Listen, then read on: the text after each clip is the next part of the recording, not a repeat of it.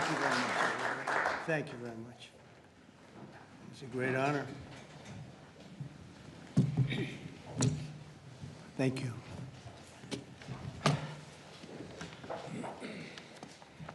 It's a long time, 35 years. They fought, and now they're friends, and they're going to be friends for a long time. But it's a big, beautiful honor to welcome everyone to the White House for this very historic peace summit between Armenia and Azerbaijan. It's really a great thrill for me. I love seeing good people get together, and that's what you have. You have two great leaders. I want to congratulate these two visionary people, Prime Minister Pashinyan and President Aliyev, for coming to Washington to sign this momentous joint declaration. It's a tremendously important document, and it's been a long time in coming. They were explaining before that so many times they thought they could get there. It never happened, just never happened. I also want to thank Secretary of State Marco Rubio, Special Envoy Steve Witkoff, and their teams at the State Department. And I see that we have Chris Wright outside and Senator Steve Daines sitting right here. Thank you, Chris. Thank you very much. And Steve, thank you very much. And we have some other wonderful dignitaries, including the dignitaries from your country. But they provided tremendous diplomatic assistance. And Marco, congratulations. It's a big thing. Keep going. You've got many jobs. And then, of course, you would say Steve was quite influential. I call him Henry Kissinger, who doesn't leak.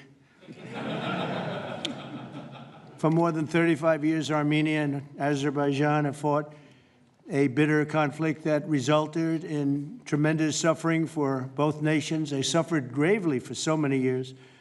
Many tried to find a resolution, including the European Union. The Russians worked very hard on it, never happened. Sleepy Joe Biden tried, but you know what happened there. He tried for probably 12 minutes and didn't work out.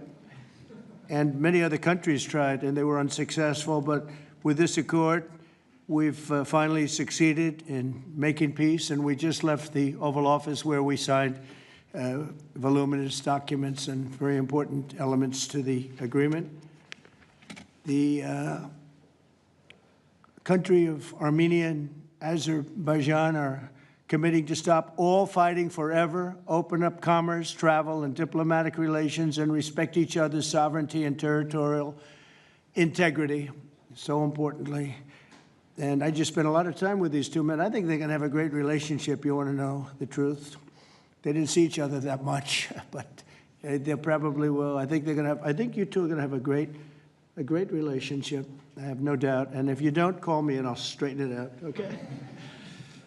Very importantly, we have also resolved the key issue that foiled previous negotiations. This declaration establishes what they are calling a great honor for me. I didn't ask for this. The Trump route for international peace and prosperity, which is a special transit area that will allow Azerbaijan to get full access to its territory of Nakhchivan while fully respecting Armenia's sovereignty. So they're going to be able to really live and work together, and it's amazing. So that's a very important territory, I guess, very special territory to you, and now they work together. Armenia is also creating an exclusive partnership with the United States to develop this corridor, which could extend for up to 99 years. And then they promise in 99 years they'll extend it, right? You'll promise. But we anticipate significant infrastructure development by American companies. They're very anxious to go in to these two countries, and they're going to spend a lot of money, which will economically benefit all three of our nations. This is incredibly positive news for the future of the entire region, and it's a very important region, as you know. Additionally, the U.S. is signing a bilateral agreement with both countries to expand cooperation in energy, trade, and technology, including AI. And in terms of energy, Chris is here representing our country, and there's nobody better than Chris Wright.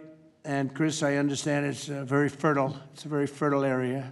So I appreciate everything you've done amazingly well. We've got the gasoline prices coming way down from where they were, and it's really been something to watch. We are drilling like we haven't drilled in many years, I guess I could say ever before, and we just started.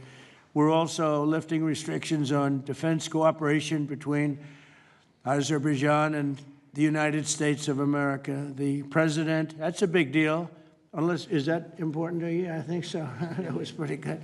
They're very happy about that. So am I. As president, my highest aspiration is to bring peace and stability to the world. Today's signing follows our success with India and Pakistan. They were going at it.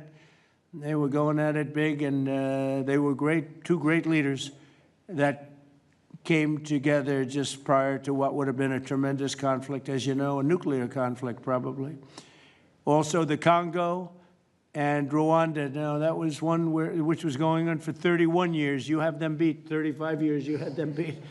But that was going on for 31 years, and we have it all done, and people are very happy. That was a rough one. It was nasty. 7 million people that they know of died. Also, just recently, Thailand and Cambodia, that was one that was just starting. That 2,000 people were dead on the border, but it was just starting. And I was talking to one of the two nations on trade, and I said, I'm not going to sign a trade deal if you guys are going to fight. And I got the other one. And again, great leadership, Thailand and Cambodia. And before it got started, beyond that first couple of days, we stopped the war.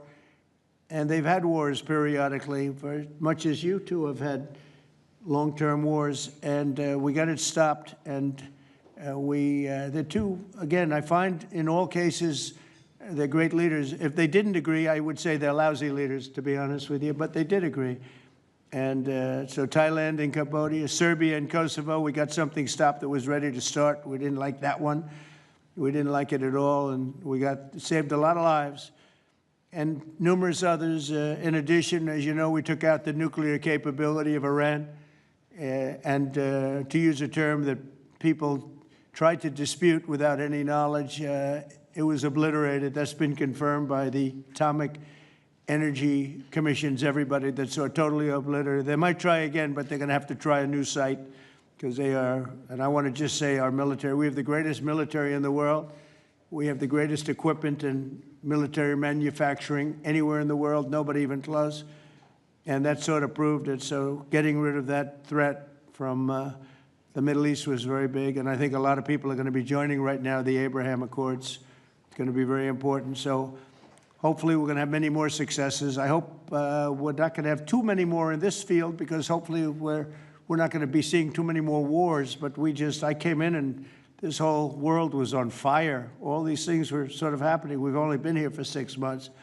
The world was on fire. We took care of just about every fire, and we're working on another one that you're reporting on very strongly with Russia, Ukraine, and we'll have some more information for you a little bit later.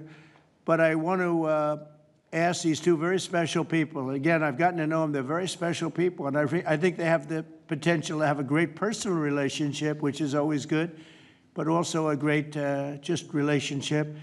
And if I might, may I ask you to say a few words, sir? Thank you very much, Mr. President. First of all, thank you for invitation. It's a big honor to be invited by the President of the United States for this historic event. Actually, we are writing a new history in a bilateral interstate relationship between the United States and Azerbaijan. We are starting the path towards a strategic partnership. The Charter on Strategic Partnership will be elaborated within several months, and that is a historic achievement for Azerbaijan, because to be in the format of strategic partnership